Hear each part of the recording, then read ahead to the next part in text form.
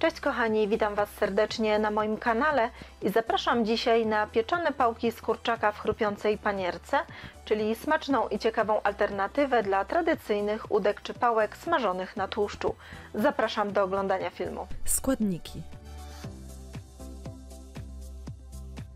Przygotowanie dania rozpoczynamy od zrobienia marynaty. Do dużej miski wlewamy maślankę,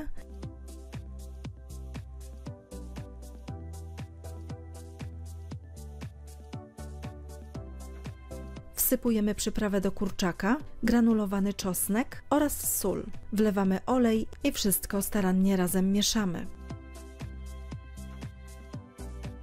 Do gotowej marynaty wkładamy pałki z kurczaka i dokładnie zanurzamy je w marynacie, po czym wstawiamy do lodówki na 3 godziny. Do woreczka strunowego wsypujemy płatki kukurydziane, a następnie jak najdrobniej rozgniatamy je wałkiem.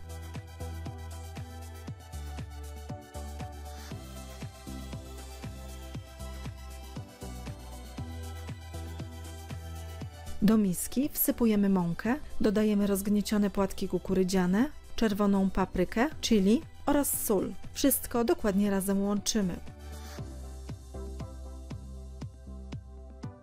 Pałki z kurczaka wyciągamy z marynaty, a następnie obtaczamy je w przygotowanej panierce.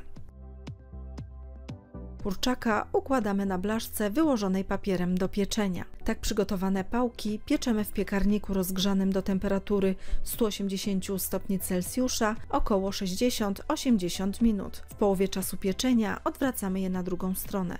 Po więcej pysznych przepisów zapraszam na mój kanał Smakowite Dania oraz na stronę smakowitedania.com.